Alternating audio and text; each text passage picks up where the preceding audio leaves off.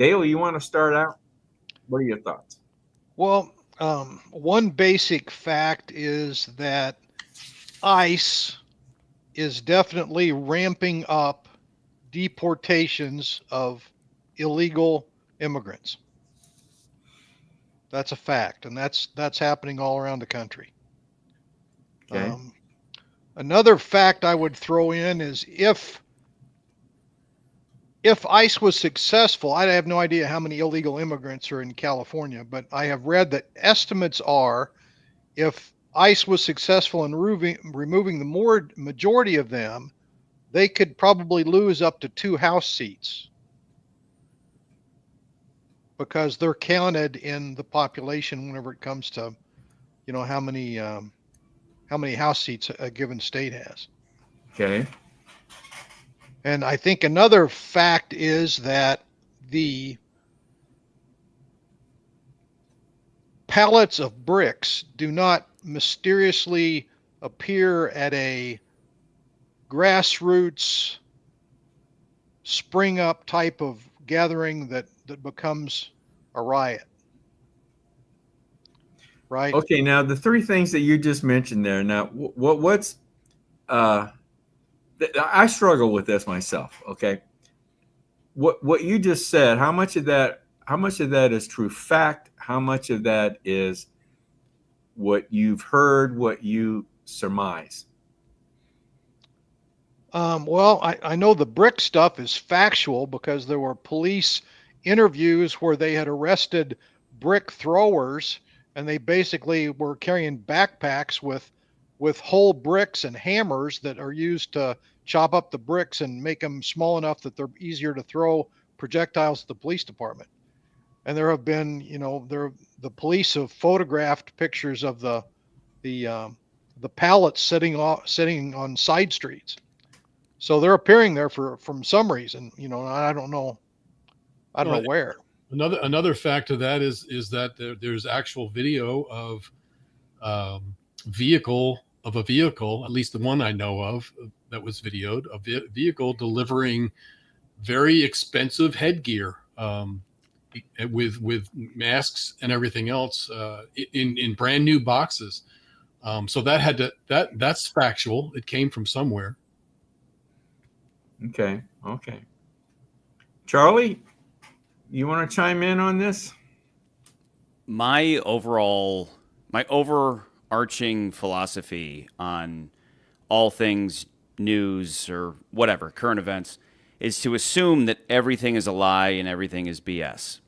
And that the only thing that I know for sure, that the only thing I have my finger on the pulse of is human nature, which dictates that everybody's always looking for some cause to fight for. People want to be pissed off about something. And so whether they're fed truth or pretty little lies, they want to fight some cause, especially the youth. It's always been that way. They always want to think that they're improving the world. So I just assume everything's BS from the get-go, but I know that we live in an age of emotionalism. And so if you just give people a little something to do, they'll jump on it because everybody wants to think that they're gonna leave the world a better place than they found it or whatever. So I don't know if maybe the pallets of bricks is true. Maybe I don't know, but I do know that everybody wants to fight for some cause, and so it doesn't take much to set that off. Especially today because information is so readily available that you can just throw out there. You can throw out there pretty little lies that make people feel good, and the truth doesn't matter anymore. All that matters, and this goes back to what Mercier was saying, was that you have a narrative, a preset narrative, and you're gonna shift the facts to fit that. And you see that with people in their personal lives. They have some kind of bias. They have some kind of feeling. And you can throw facts at them all day, and they'll ignore the ones that don't back up their feeling. They'll take the ones that confirm their biases and their their feeling of this or that. And we live in that age because everything is so nice. We can afford to live in the age of emotionalism because we don't have to, in our day to day, we don't have to fight for resources or whatever. And we live behind these tall walls of protection to where we can live emotional lives. It's sad. And, someday there'll be some corrective measure. And it was something like COVID was supposed to be a generational reset. Instead, that was just a test of how long you could sit in pajamas and watch Netflix. But maybe World War III comes about, and that's reality fighting back and being like, okay, now we need to live in truth. But for decades now, we've just lived in emotionalism. Well, I think it's also true, Dale, that riots are happening in LA. There are large numbers of people that are gathering in the streets downtown. Now, we're trying to determine the facts of what started the riots in LA. Okay, keep that in mind. The facts around what started the riots in LA. I'm sorry, Dale. Go ahead now. Well, no problem. I was just thinking that whenever it was an observable fact that it was that all that's being reported as to the type of people involved, the damage involved, the fires, the property damage, and all that kind of stuff. I was just going to comment that was all real. That's indisputable. I don't think anybody's making that up. The stores are being looted. Businesses are being closed.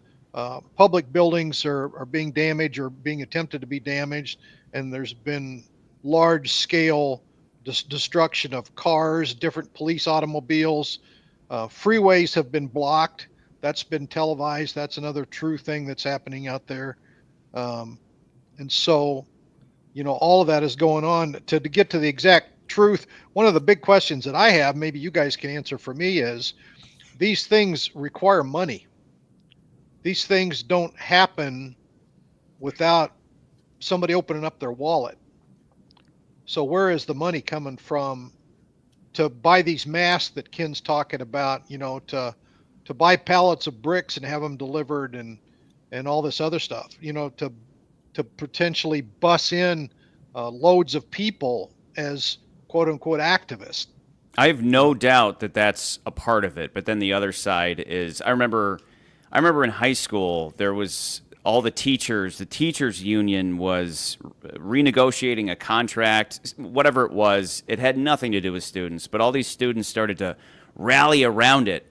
We're all gonna cut class, and we're all gonna go to the gym, and we're gonna protest on behalf of the teachers. Nobody actually cared about the teachers. They just wanted to cut class.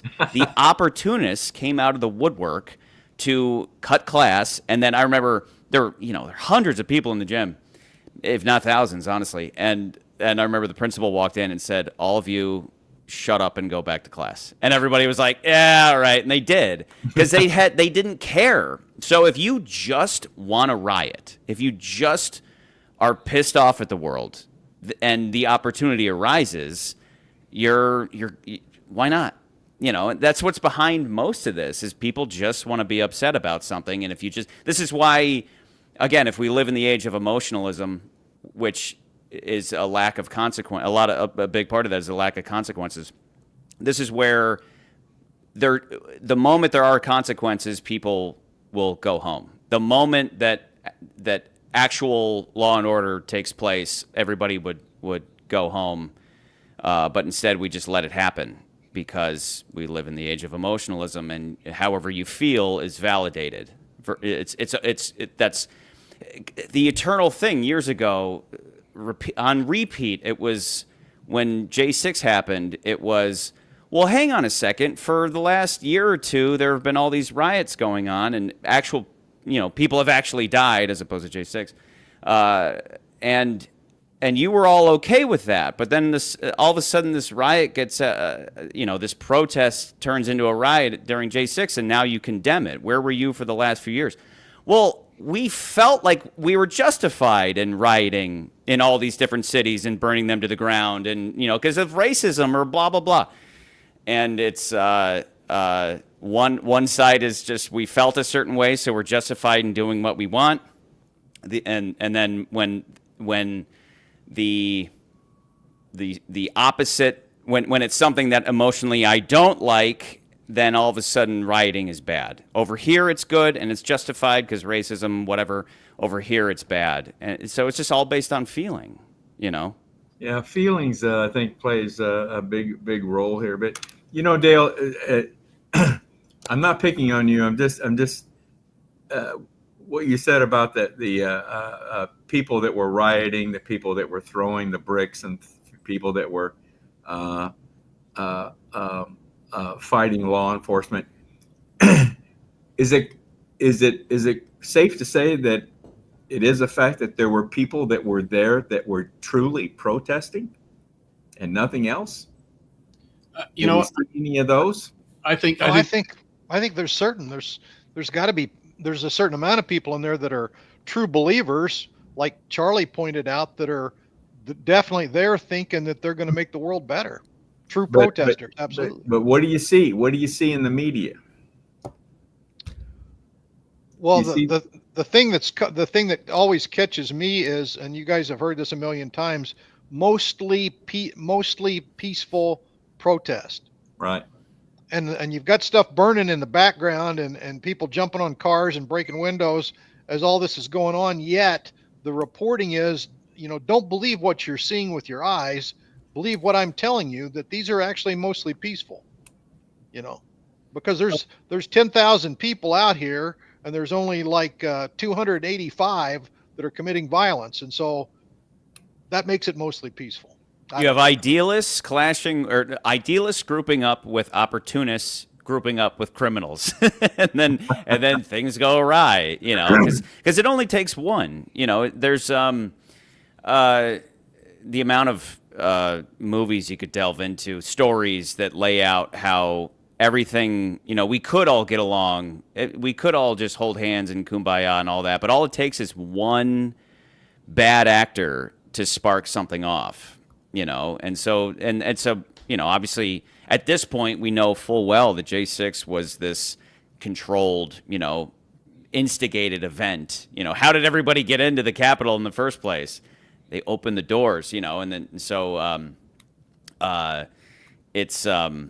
it doesn't take much to spark off. If you have a bunch of people in one location who are all hyper emotional, no matter how many people there are going, don't be bad. Don't be bad. Whether a member of their crew reacts physically or some instigator, some agent provocateur comes in and does the deed, it doesn't matter, And then you just have chaos. And then from there you have reporting on the chaos, which is, again, it's each side spins their own narrative, and they take the facts and they plug it into their pre-written narrative. And all I know at the end of it all is just human nature dictates that people just want to be pissed off about something all the time. They just want some cause to fight for. Well, the other thing that I noticed there too with Dale's statement on money, obviously supplying bricks and masks and supplies, and transportation. The other thing that the money is getting to is some of the people are being paid. So it's a mix of people that are paid, and that's not being reported by the mainstream. It's obviously being picked up by independent reporters, independent news type players. So I think it's a mix. It's a mix of people that are paid and show up at more than one of these. And are probably recognizable all the way back to the Black Lives Matter riots. And then you have a mix of people who generally just are they hate America, or they hate the people that are running America right now. And that's, you put them all together and it's a lethal mix. So why are some sources reporting that there are paid demonstrators there while other sources are not reporting that? Why is that? Because the independent people really want to know. So they actually have the kahunas to go up to somebody and say, "Hey, are you being paid?" And I saw one. I'm sorry, I don't remember where I saw it, but I saw one video where the gentleman said, "Hey, I'm paid $200 a day." Wow. So that is a fact that there are people there involved in these riots that are paid. Being paid. Okay, if that's an undisputable fact, then according to Michael, then what are you going to do? What do you want to do about it? What do you think should be done about it? Well, I think at this point it's being looked into. At least that's what Kristi Noem said, was that that there were some leads onto where this money was coming from, and Pam Bondi has said that they will track the sources and go after some of these people that are supplying the money behind this. Now, again, and I don't want to get off topic, but if you compare the LA riots or the LA supposedly peaceful protests to the ones that took place across the country, called the No King. No kings. I think for the most part, everything that I've seen, those were mostly peaceful. I didn't see a whole lot of rioting going on those particular ones. So were there paid people that showed up at those, or were these just people that are that percentage that are against this administration's policies? I don't know. So there's a mix there, but I do believe, obviously, that there's a segment of these people that are actually paid, and that they show up for everyone that they're paid for. Okay. Well, I thought I would consult Chat GPT on this issue and see if now believe me, a chat source, we should not consider them to be the truth. There's no, because they have their biases as well. But I thought I would consult with them and see what they say, what they list as their. I'll just bring it up here if you can see it. Now I'm gonna disappear, make everyone disappear so we can get a better look at this. But people can still hear you. These are the 10. I asked Chat GPT to list the 10 indisputable facts about the start of the June 2025 LA riots. And these are the 10 indisputable facts that they came up with. The date and trigger, the initial arrest, the geographic process or focus, the first clashes, the scale of the protesters, raid locations, evolving unrest, government response, state opposition, and curfew and arrests. Now, what do you think? Does that make sense, the way they list those? Do you think? Interesting. I think, Dale, one of the things that you first asked. What's that? I said, sorry, I think at the job. That's okay. There you go. I said that one of the things you asked early on, and I don't know whether we actually addressed it, was when did these riots actually start? And in my opinion, they started in when you're going to hear some people say that it's when the National Guard was called in, and that's not true. Because they actually started earlier than that when they realized, or they know, they don't realize, they know that nothing's going to happen to them. The policies of the California, the law of the land was these police can't do anything. They're not gonna do anything. Their hands were tied. So that's when the riot started, because the policies of the Democratic Party in California has taken the power away from the police. So when you take away the power of the police, the mice run free in the cage. And that's no different than children. The moment you remove consequences, there's zero incentive to not act out. And this is, as a society, again, going back to what I've been saying, if we indeed live in the age of emotionalism, there's no difference between it's a complicated subject, but the concept of, there's never ever an excuse to a man can never hit a woman no matter what. You cannot do that. But it's okay for a woman to hit a man. Why? Well, because she's perceived as weaker and she can do it. But when you set up that incentive structure, she feels like she can do no wrong. No wrong. And it's the same thing. If the left is indeed leftism, liberalism is the same thing as emotionalism. And so if they are correct, if they feel as though they are correct, they cannot be violent enough. There's never a limitation to how violent they can be. But if the right were to, I don't know, push them a little bit and they stub their toe, it's worse than 9/11, right? It's the worst thing ever. The right can't do anything ever. But the left can be as violent as it wants to be because it feels justified in doing so. And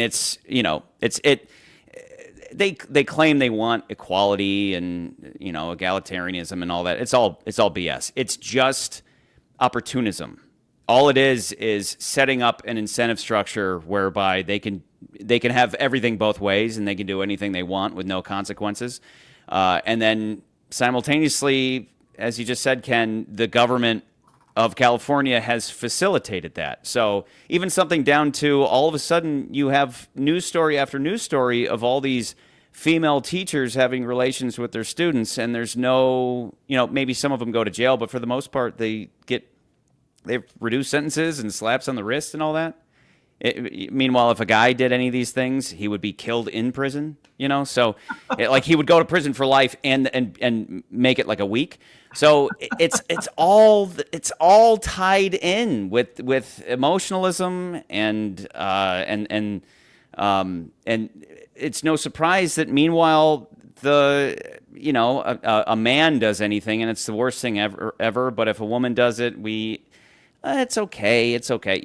All these concepts are tied together. So if you just want to be pissed off about something and you want to hit the streets and throw a few bricks and break windows and because you feel a certain way, the door is open for you to do that. If I started doing that, I wouldn't last long. If I did that for the sake of COS or something, how long would COS last? If we turn violent, it would immediately be shut down. But the emotional left is useful to the powers that be. They want you to access your animality in a destructive way. That's how they maintain power. They stir up chaos so that they can maintain power. It's a game that's been going on for a long time. Well, and the other point, Dale, if you look at number 2 on your list, it says initial arrest. Notice who did the initial arrest. It was ICE officially detaining 44 individuals for immigration violations and 1 person for obstruction during the June 6 operations. Was there any LAPD arrests? No, see, as far as the start of the LA riots, it was, if you look at number 1, ICE launched some raids across downtown. I mean, that's what started this whole thing, according to this. And I think that's a true fact. And just what you just pointed out, that ICE made the initial arrest, not anyone else, not any other. Yeah. Why? Because they couldn't make the arrest. That's the thing. The people knew that LAPD couldn't, and you even heard the governor say, "Oh, we're gonna fully prosecute anybody who does this, or this." But did they remove the restrictions on the LA police force? No. Yeah. And why is the removal of somebody illegally in our country, how is that a problem for anybody? Well, the amount of I worked with so many immigrants in Chicago, and they would be up in arms about this stuff, and I would say, I don't understand. You came here legally. Why? you should hate people who come here illegally more than anybody else because they cut you in line. You did everything right. It doesn't make any sense. And then you get, you go on social media and all you see are all these emotionally manipulative memes, like they're splitting up families. Well, what happens when you commit a crime? If I went out my door right now and committed a crime, I would be separated from my family by being put in jail. That's what happens when you commit a crime. But it feels different when you say they're separating families, and it triggers all the So the women who repost all this stuff, all the emotional people who repost all this stuff. So is it safe to say that's done on purpose, isn't it? It's all because emotions make you dumb. Yeah. Emotions make you stupid. Yeah. That's why religion is always about stifling your emotions. So the powers that be want you to unleash your emotions because emotions make you more susceptible to evil. Yeah, there's so many examples of that. Another one of my favorites is they're putting children in cages. They have cages like for animals, and they're actually putting children there. Yeah. So, really? They're protecting them. But you spin anything. Again, I have a narrative. I have a pre-written narrative, and I'm going to make the facts fit that. That's what people do when they want to in your personal life. That's what people do when they want to emotionally manipulate you, let alone on the national stage. Yeah, the modern day the news that many of us watch is like emotional cocaine. Yeah. Forget about objectivity. Try to bring out the animal in everybody, Yeah, it's all based on feeling, and facts, as Dale was looking to get to in the very beginning, plays a very, very minor part in what we see. And they all do it. I mean, it doesn't matter what political bias any news channel has or whatever. I have friends they'll say, God, all my parents do, all they do is watch Fox News and blah, blah, blah. And I'll say, hey, here's the thing. I can watch Fox News and objectively agree with everything they say while simultaneously understanding that the manner in which they deliver it is designed to raise my blood pressure, which is why I don't watch it. I don't watch Fox News. I don't watch any cable news because it's all so overproduced to make you emotional, regardless of your individual politics, versus the people I seek out are those individuals, typically online, who are someone I've watched enough to where I identify them as a fellow traveler on the eternal journey for truth. Someone who just wants the truth and isn't feeding me BS. Like any given Fox News program, it's like, yeah, I know what you're saying I agree with, but the way you're laying it out is you're trying to piss me off. You're trying to trigger me. And it works on most people, but no matter which side of the aisle you're on, emotionality opens the door to evil. Stifle those emotions, people. Well, themselves, yeah. I think in COS, we want to get to the truth and we want to I believe we want to be able to identify the actual facts on a given story, and then truthfully then go from that point to develop our own narrative of what should be done. And I'm just saying it's hard. It is difficult to do. And Charlie brings up a really good point with regard to the feelings. We all have feelings. We all have our own biases.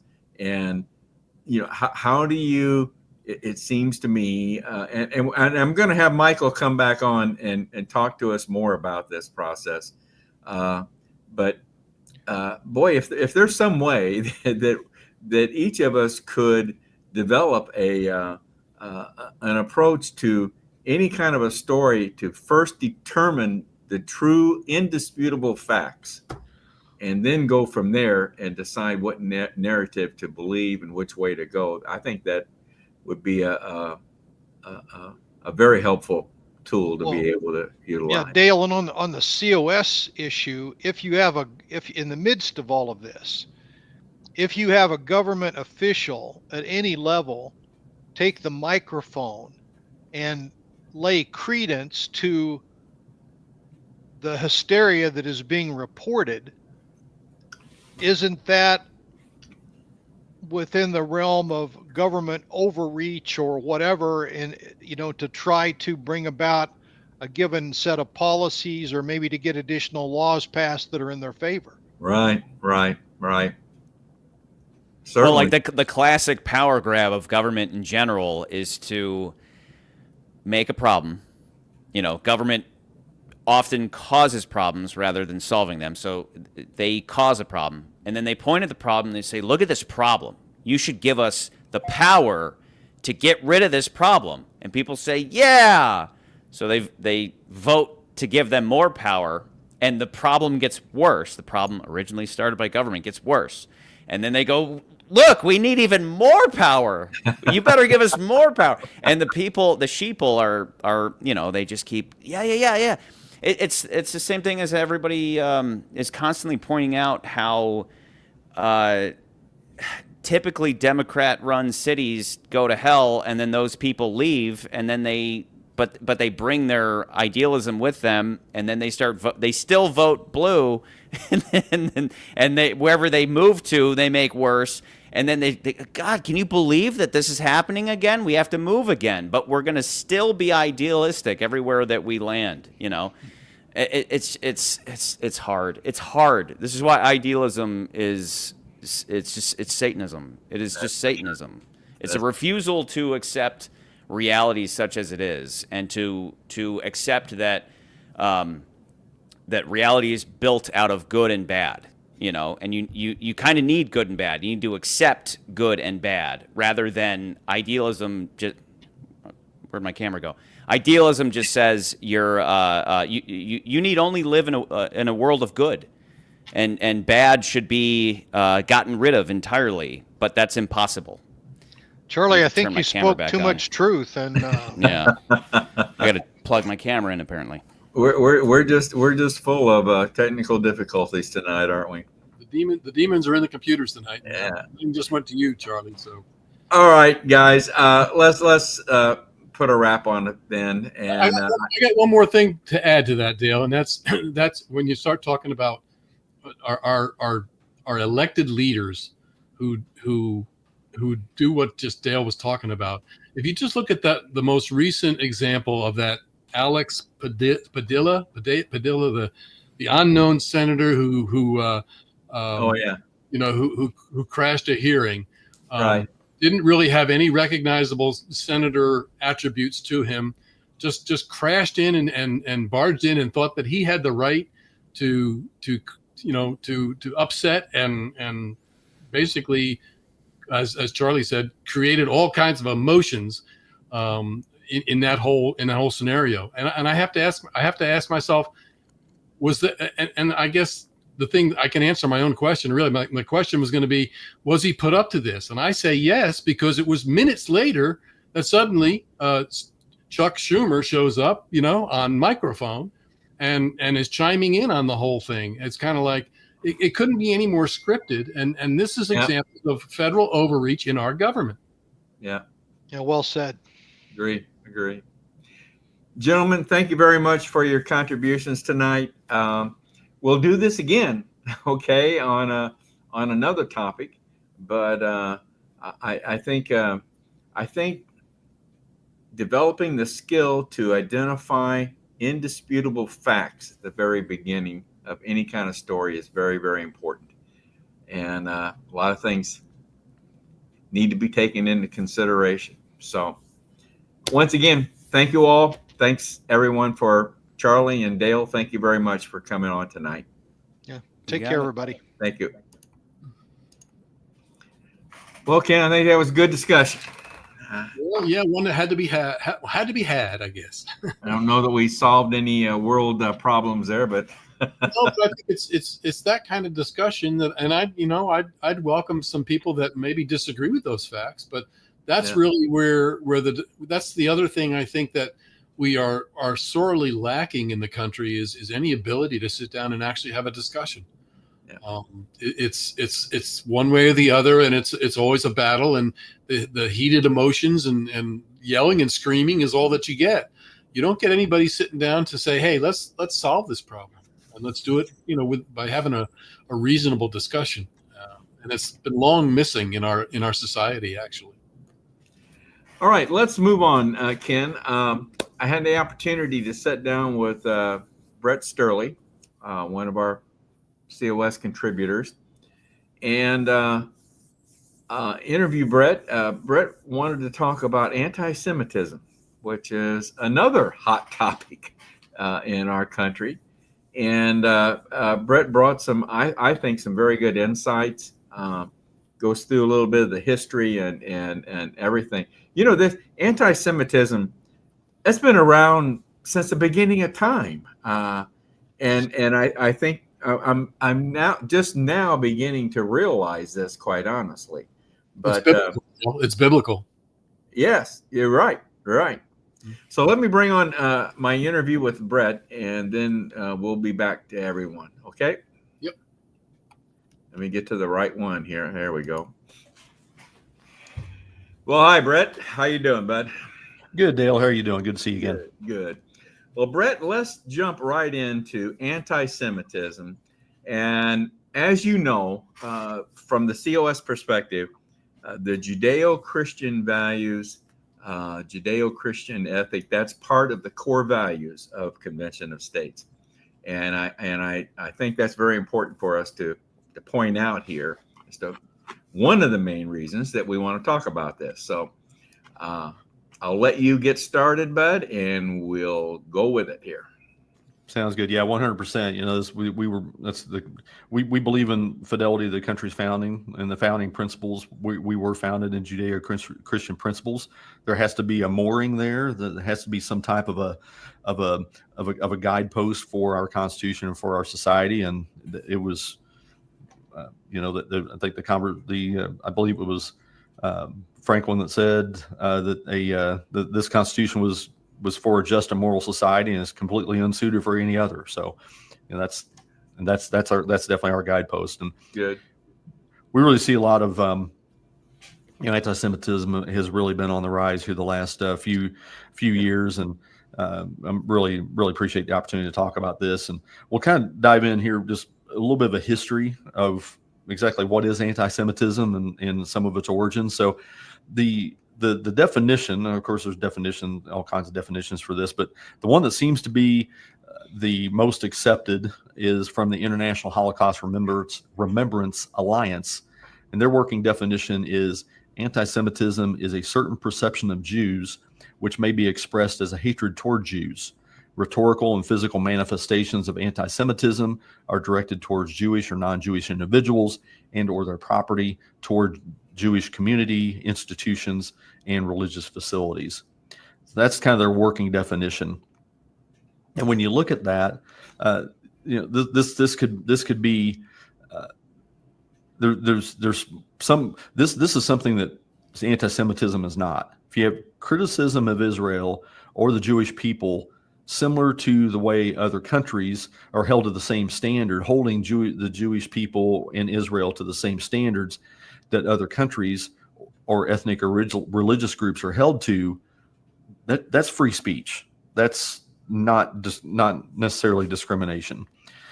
But holding Israel or the Jewish people to a different standard with the goal of persecuting or repressing them, that is definitely anti-Semitism. So that's kind of where the line between free speech and anti-Semitism lies.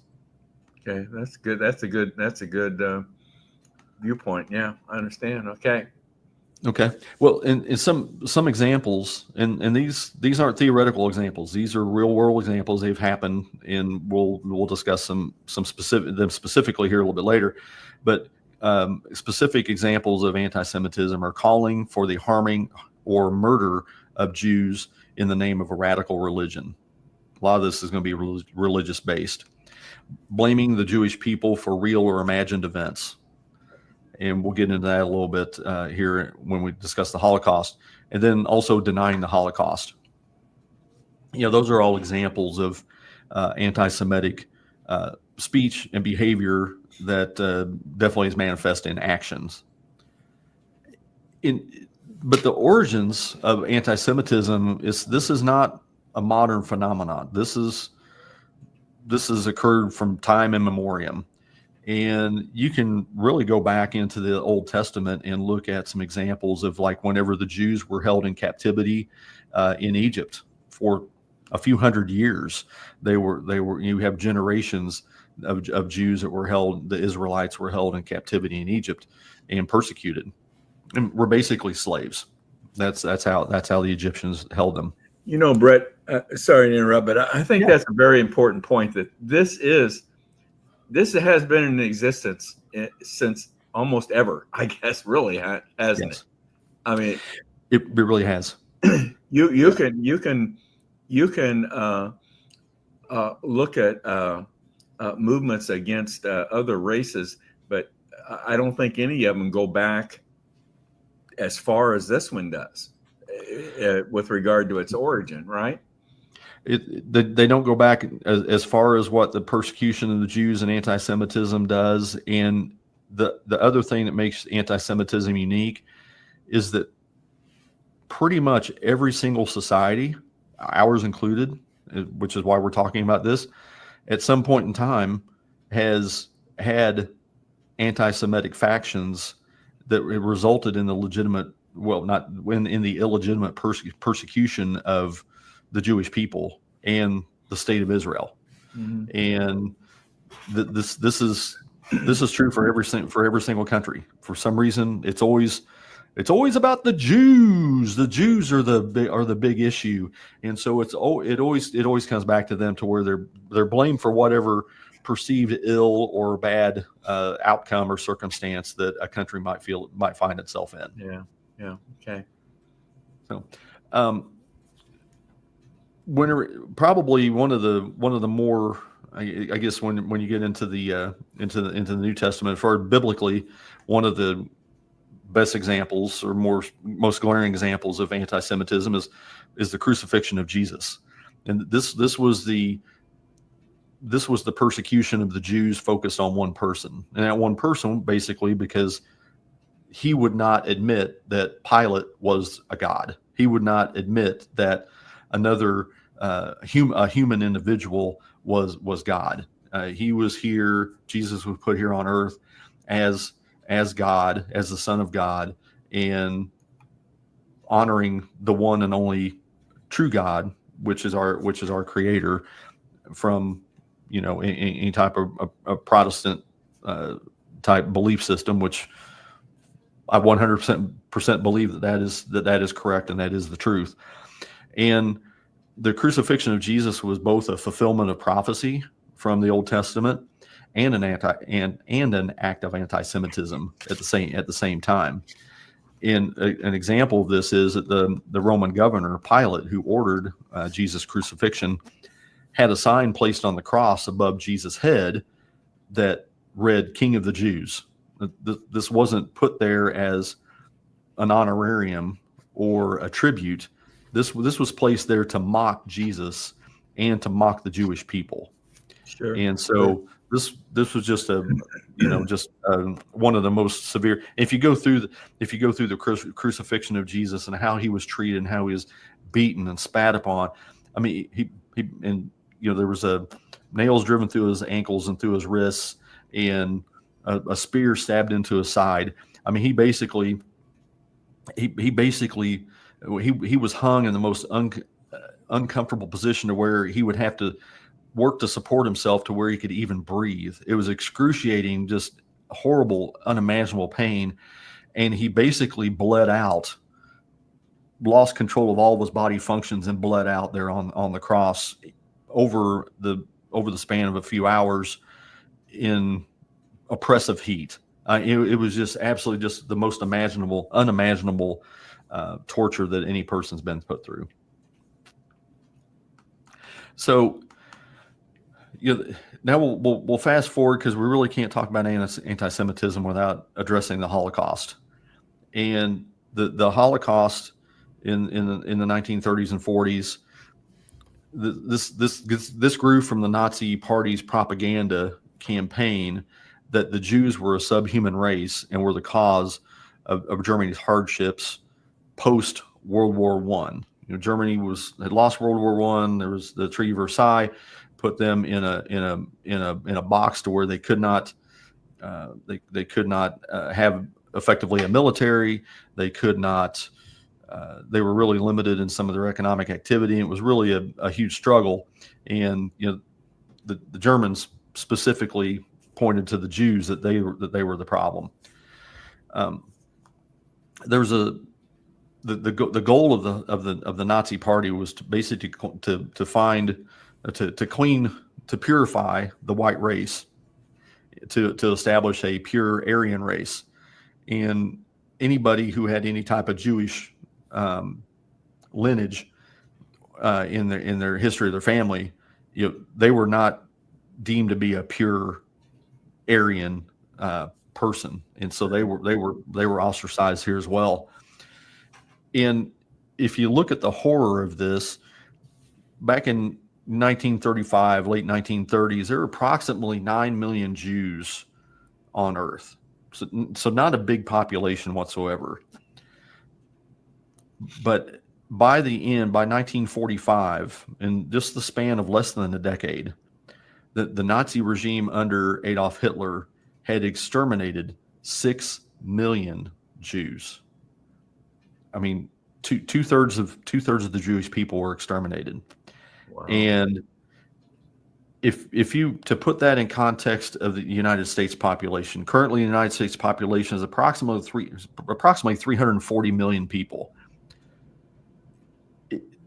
If you were to take that on the same scale of our current population of the United States, that would be the same as the extermination of nearly 225 million Americans. I mean, this is just unimaginable. Wow. And I think that it was so unimaginable. I think when one of the Russians discovered the first concentration camp, I mean, they couldn't believe what they saw. And whenever this was taken to Dwight Eisenhower, and it got back to, they started uncovering like Dachau and Auschwitz and Treblinka and all these different concentration camps here, mainly in Poland. I think that the Allies just knew that propaganda-wise, that there would be, if they just went out and said, "Hey, here's what's happening. Here's what the Nazis did," nobody would believe it. So they did a very, very good thing. They brought captured Nazi officers, and they brought people, German citizens from the surrounding areas, and former Polish citizens who were under Germany's occupation, and they brought them to see this firsthand, to see the horror, to see the emaciated bodies, and just the piles, the mass graves, in order to, and this was all documented, to where it would be undeniable that, no, this atrocity truly happened, and that the Nazi regime was totally demonic and evil. Couple questions, Brendan, and I don't know if you're prepared to answer this right now, and that's okay. Question one: How come there was such a concentration of Jews in Germany? What do you know why that is? And then the second question is, if I'm correct in saying this, I think I am, that this was denied by our media in the United States for many years. Am I right? During the World War II years, it was denied for a long time. Yeah, absolutely. And I think that, to address your first issue or your first question, we don't have to get into it right now, but go ahead. Yeah. I'm sorry. No, that's okay. No, the Jewish people, there was no Israel. Israel did not exist at the time. So the Jews lived among all the other people in Europe, Western and Eastern Europe both. And so there wasn't so much a concentration initially in Germany, but there was a concentration after the Jews were taken out of Poland and out of Hungary and out of across Europe. That's right. I forgot that they weren't all located in Germany. And put on trains put on Yeah. trains to go That's to right. these concentration camps. Of So course. they were relocated, like I said, mainly to Poland is where most of these concentration camps were. And I would last time I was in Washington D.C., and I would encourage you to do this to go to the United States Holocaust Museum, Yeah. and to where you're walking, you can walk over the same road that was replaced that was taken from like the Warsaw ghettos in Poland. I mean, you're walking on that same that same road. You can go through. You can walk through a couple train cars that had actually hauled Jewish citizens mostly to their death, and you can go and you can look at the barracks that they were from the concentration camps for they have, and they're to where they're 3 or 4 beds high, and there's just enough time, just enough room to get a body in there to actually to sleep or rest or whatever level of rest you could get. And I mean they're just packed in here in these inhuman conditions, and then they'll have some ovens from Auschwitz to where Jews were burned and exterminated. Yeah. And they were basically gas. They were mass gas. They would come in, get off the trains, and the able working men would be shuffled off to one side because they could be used for slave labor for the Nazi party, and then the infirmed or the more disabled or the weaker individuals were saying, hey, you know what, get in this line over here. We're going to give you a nice shower, get you all cleaned up, and everything's going to be all hunky dory. Well, those showers were where they would administer the Zyklon B, I believe is what it was, and they would just mass gas hundreds of Jews at one time.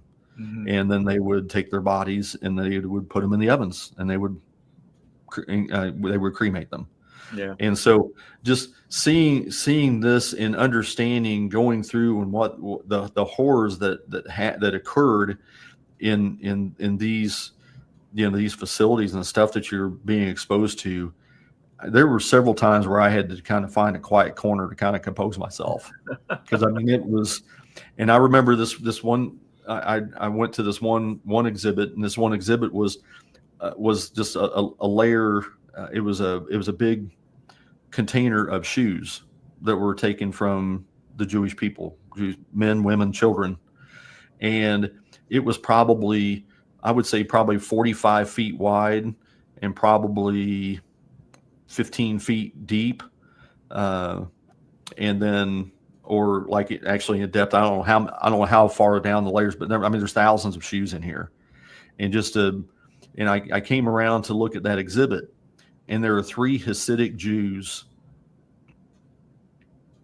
standing there.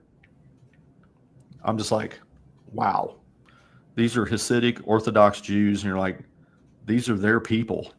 These are their families that were exterminated. And I just stopped and thought, I'm just like, this is having this kind of effect on me. How's it affecting them? Mm-hmm. They literally had skin in the game. So I would say it is absolutely a life-changing experience to go to the United States Holocaust Museum in D.C. Okay. If you're walking up to the Washington Monument, it's easy to find. If you're walking up to the Washington Monument, go up the hill to the right, and right there to there's a road right there, and the first building on the left is the United States Holocaust Museum, if I remember correctly. It's a life-changing event. So. Well, we'll move on. Not like we're going to get any happier topics, but Okay. But let's take a look at maybe some examples of modern anti-Semitism and kind of what's in the news here right now. And the most I guess the one that gets the most headlines is a lot of the violence and the anti-Semitism on college campuses. And this is legally, there's all kinds of moral moral problems with it, but legally under our laws, discrimination. This is borne out in discrimination and admissions to some of these colleges, and this violates Article 6 of the 1964 Civil Rights Act. And what that says is it prohibits the discrimination based on the basis of race, color, and national origin in programs and activities receiving federal financial assistance. So this is really the core of where President Trump and the Trump administration is going back and defunding Harvard, pulling contracts and funding from Columbia University, because they are blatantly, and this is documented. This isn't some kind of theory. There's statistical evidence to where they are discriminating against Jewish students and Asian students primarily in admissions, in their admissions policies.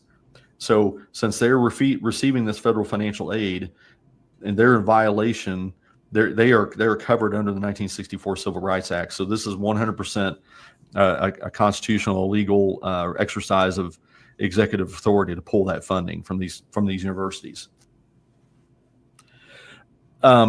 If you look at some other things that the administration is doing, this is going through the Department of Education, their Office of Civil Rights.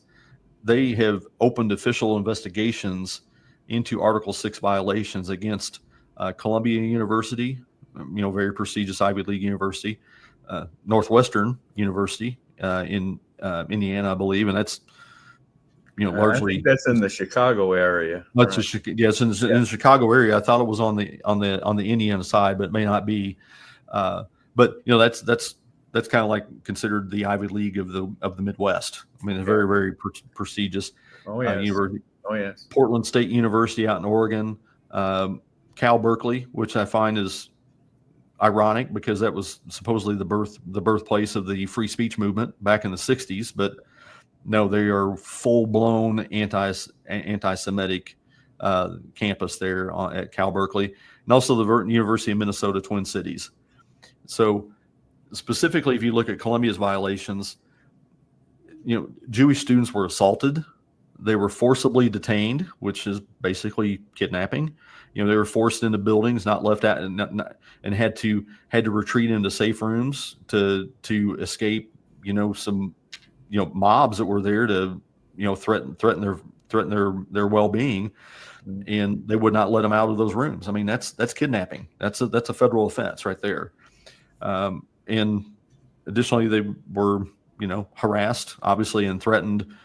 Aside from that, so those are all investigations that are going on here right now, and it's about time that something was done about this and put a stop to it and brought attention to it.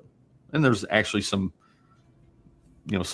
consequences to their behavior, and a lot of the university administration has just turned a blind eye to this. They just either refuse to admit that it was going on, or a lot of them tend to be leftists to begin with, and so they were just condone that type of behavior and those types of actions. So, if we look at something that specifically affected the state of Israel, October 7th in 2023, there was a unprovoked terrorist attack by Hamas. Hamas, they say, occupies Palestine. Well, there is no Palestine. The Palestine and Palestinians are a completely made up fabrication. It's just like the 247th type of gender. It's a social construct. It's not existed in history. But so what they were given the West Bank, which was part of Israel proper, and they were told, hey, you know what? If you just give these people this chunk of land, you guys will live in harmony and everything will be just fine. Well, that's not exactly the kind of way that it turned out. The Palestinians elected basically Hamas, which is a terrorist organization, to be their government. So it is a terrorist state right next door to Israel. In Israel, I know that I remember Rush Limbaugh talking about this, that he had stood up on a mountain to where they're in Israel, to where you could see you could see the West Bank, you could see Judea and Samaria, you could see Jordan, and you could see Syria from this point. And every single one of those countries has it in their charter that their goal is the elimination of the Jewish state, the elimination of Israel. Not just, we don't like these people. No, they have no right to live. They have no right to exist. Right. So this is an existential threat that Israel has been under for, again, it goes back thousands of years, but specifically for Israel, it goes back to 1940. What was it? 48, 42? 48, I think, when 48. Okay. Israel was created. Okay. Yeah. And so this is specific to the Israeli, the Jewish state there in Israel since 1948. So in that unprovoked attack, there were over 1,200 Israelis were murdered. And again, if you extrapolate that to the population of the United States, that'd be about equal to 44,000 Americans being murdered. Right. That's unbelievable. And of course, Iran was a major supporter of that. And major funder of all these groups, of the Houthis, of Hezbollah, of Hamas, of the PLO still exists in Judea and Samaria. And on October 7th, if you look, they just murdered indiscriminately. Men, women, children, babies were all victims. I remember a news story that this one live baby was put inside an oven, which is historically significant. Was put inside an oven and basically just cooked and died. I mean, this is just unbelievable barbarism, right? And just unimaginable. And roughly 250 or so hostages were taken. Some of those Americans, most of them, died in captivity in one of the tunnels, or were used as human shields by Hamas and with their terrorist attacks against Israel. And what happened is, it wasn't just Hamas, but these were private Palestinian individuals too, that were not, formally with Hamas, that they broke through Israel's border fence. They do have a border fence, and the Hamas and some of the Palestinians that cooperated with them basically detonated charges and blew holes through the fence, and invaded, ran into Israel. There was an attack by Hamas on young people that were attending a music festival in a border kibbutz. Kibbutz is basically just like a small town, and they went further inland, like I pointed out, just murdered whole families in their homes, tortured, raped women. It just absolutely just horrific. The most probably one of the most recent things is just like the Israeli diplomats that were murdered in Washington D.C. That just happened recently, didn't it? That just happened just a few weeks ago. But Yaron Lashinsky and Sarah Milgram were leaving the Capitol Jewish Museum, and this, I won't even mention his name, this subhuman Nazi Hamas sympathizer walked past the couple, and then turned around, drew his gun, and shot them several times in the back. And actually, law enforcement recovered 21 spent 9mm shell casings there at the scene. I hadn't heard that part. 21 shells. Wow. 21. Yeah. And actually they were engaged to be married or soon going to be married. But Sarah actually lived through part of this and was trying to crawl to safety. And this animal came up and just basically got over and shot her like 4 or 5 more times. It just completely cold-blooded, out of total hatred.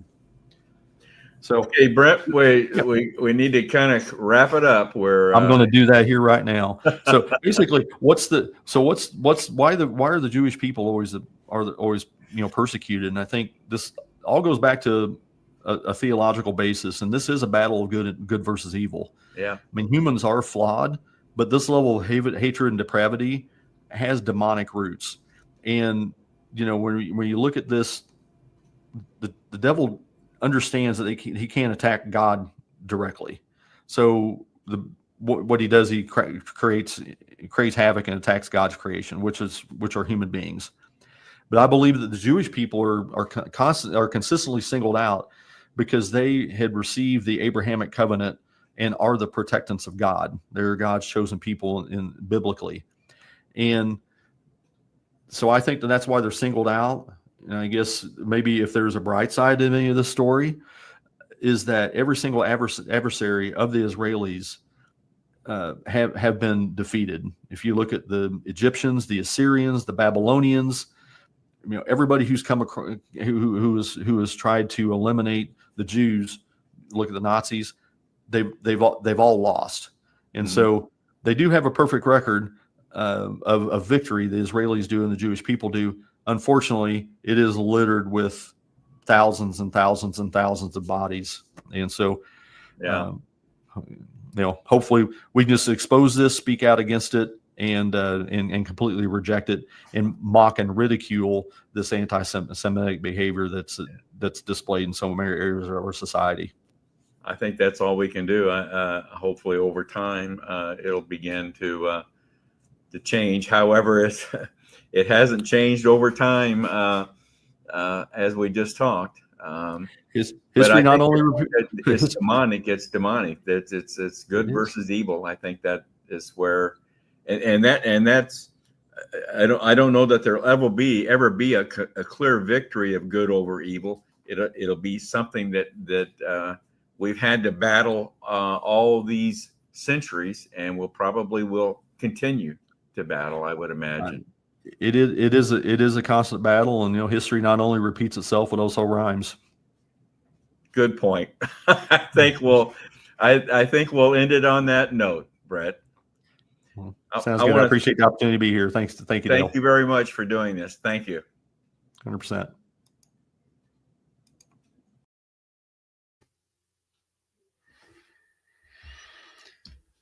Welcome back, Dale.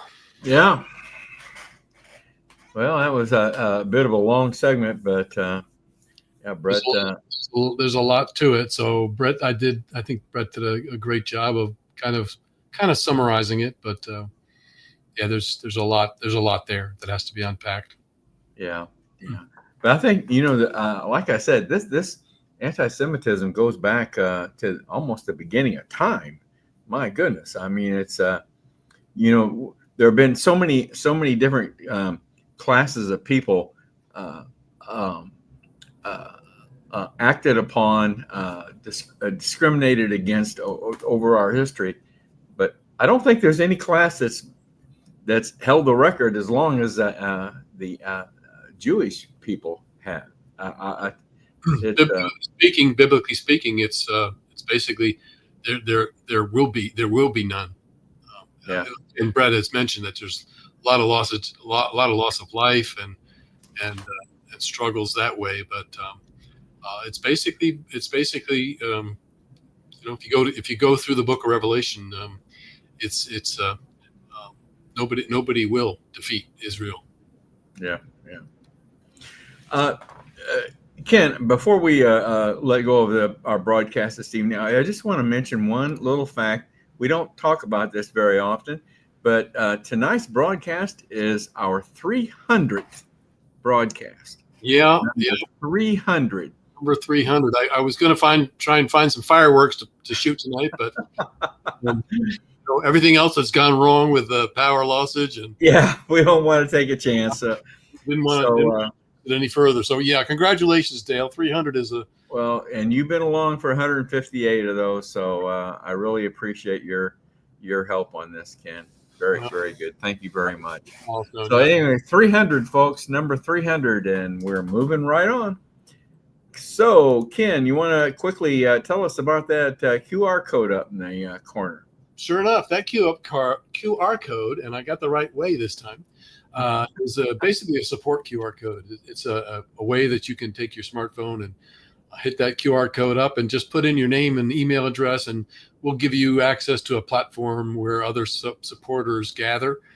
And we try and put a number of great collections. Also, I'll list it as collections of contributors that have contributed over time to COS today, and just an open platform there where you can kind of converse with others and with us as well. So hit that QR code up and show your support.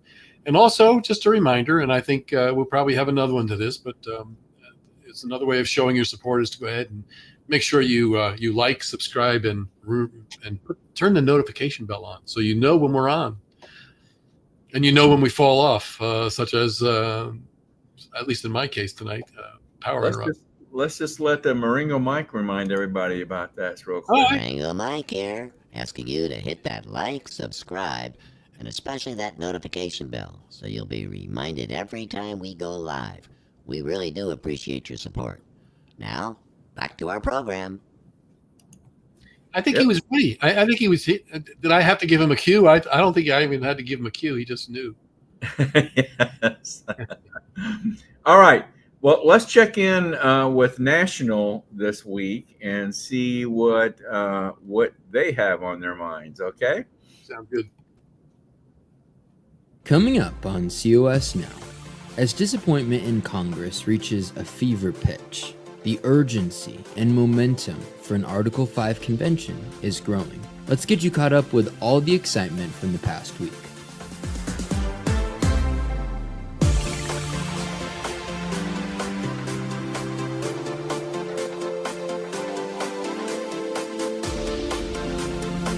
What do we want? When do we want it? Last Saturday, the great one, Mark Levin, used his opening monologue on life, liberty, and Levin to encourage viewers to learn more about Article 5 and join the Convention of States movement. The Constitution gives us the answer to so much about our government, particularly when it's tyrannical, it's out of control. The Constitution itself provides the means for restoring self-government, or in the case of massive spending and debt that could destroy a society, it can help us with that too. What am I talking about? Your Constitution, Article 5. Article 5. I want to continue to support this Convention of States movement. It is a massive movement. It's the biggest movement in America that's never discussed. Elon Musk's X was abuzz with chatter about Convention of States, thanks in large part to Data Republican. Her posts generated over 1 million views. Last week, she appeared on Not the Bees podcast. This big, beautiful bill is not the problem. It's Congress. We need to start figuring out a way to do it without Congress. Why don't we do this without Congress? Because Congress is not interested in cutting the waste. What do you see as being the best way forward for that? We could have a convention of states. You know, we have around 19 states right now that we've convinced. We need around 15 more. And if it's done locally, I think maybe that's the only way I see a path forward. Convention of States is pleased to announce a partnership with the satire site Babylon Bee, which debuted a hilarious new video promoting our organization. High taxes, big government. This is not what the Founding Fathers had in mind, but they'd seen this movie before, and that's why they gave us a solution as big as the problem. It's called an Article 5 convention to propose constitutional amendments, the Constitution's ultimate audit clause. The best thing about it, the swamp monsters can't stop it. Millions of Americans have joined the movement, including J.D. Vance, Caroline Leavitt, and Vivek Ramaswamy. Let's audit D.C. into oblivion and unleash America again. conventionofstates.com/B. For the final 5, here are 5 ways you can fight federal overreach with Convention of States. Number 1, join 2.7 million other patriots nationwide in signing the official COS petition at conventionofstates.com.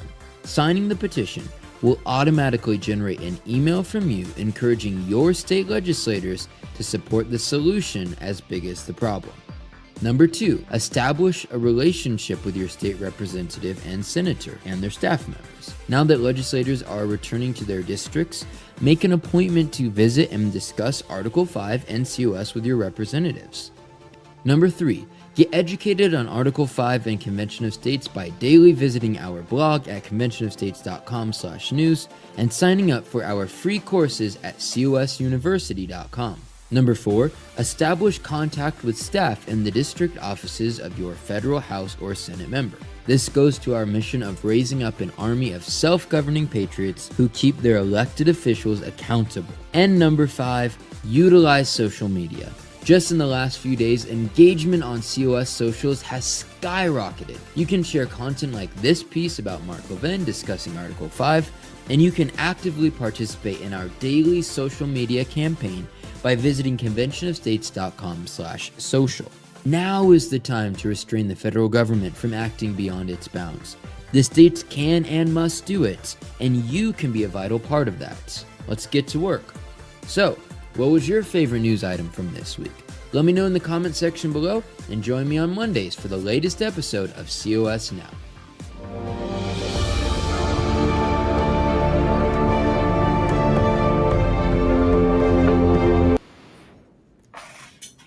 All right, good update. Good update. All right, Ken, let's start wrapping things up here. Our next broadcast is going to be our monthly roundtable, which we do on every fourth Monday. And this will be on June 23rd. I got the date kind of wrong there, but the date's correct, but I put it in, didn't I? Oh, well, you know what it is, June 23rd. And the topic is going to be, we're going to continue the Trump Restoring Common Sense, Part 2. So that was a good topic. I thought it was a good discussion we had in Part 1, and we're just going to continue on with another part of it on the 23rd.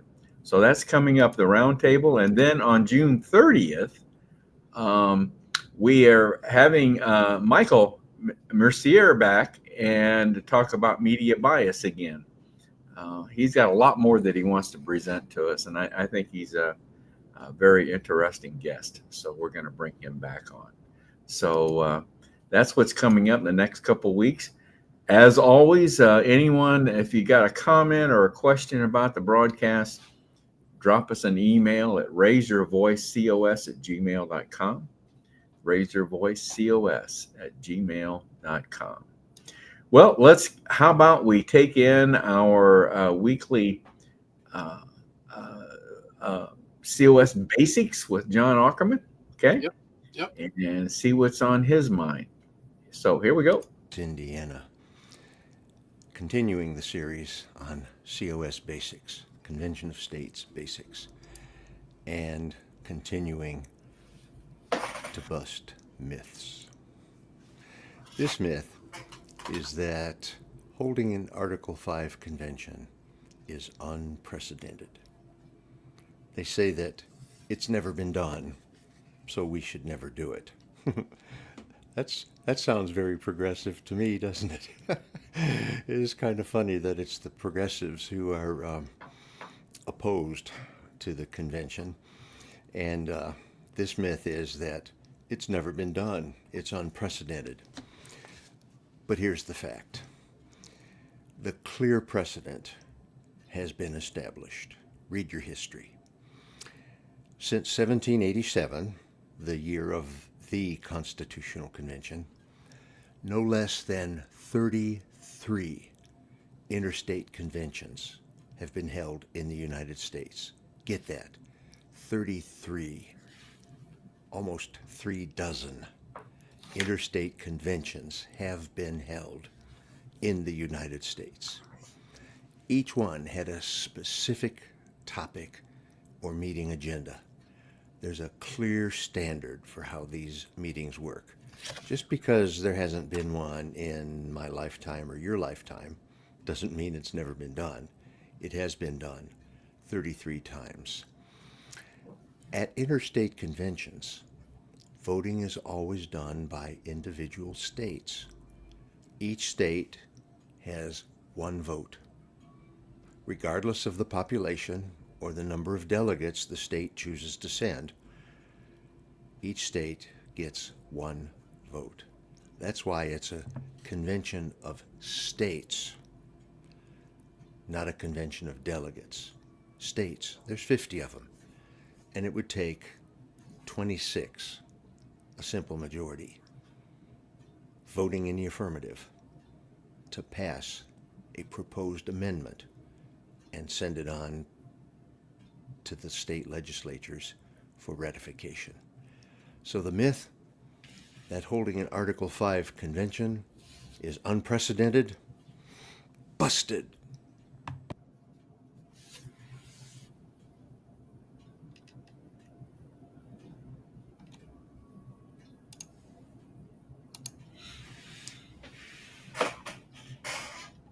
Another busted. Another one busted. Another one busted. All right, Ken, that's a wrap for tonight. Hope everyone's enjoyed our broadcast this evening. We tried a little something different tonight, and so I think we'll do that again. I think we'll try that again, Ken. So everyone, let's everyone have a good, pleasant evening, and let's let Maringo Mike close us out tonight, Ken. By the way, Ken, any comments or questions from our viewers tonight that we need? There was a few comments. Nothing at this point that really we needed to bring up to the screen, but yeah, we had some interaction tonight, so it was interesting, and yeah, it's always good to get it and from both sides. So those that have questions about it. So hopefully those people who question it will research a little deeper into what we're doing, and we always welcome the discussion. But the other thing I wanted to do, even though it's a day past, is I want to wish every father out there a happy Father's Day. I hope you had a good Father's Day, Dale. Yep, sure did. Sure did. Yep, and hope that everybody survived their barbecues. So, is your father still living, Ken? No, my dad passed in 2012. Yeah, my dad passed some years ago too. Had an interesting early Father's Day gift, though. If you don't mind, I'll just spend about 20 seconds to talk about the fact that I had a relative, my dad's brother, who lived on the East Coast, basically. His son found a box of memorabilia in my uncle's house, and turns out there was a bunch of things in that box that were regarding my family, and my dad in particular.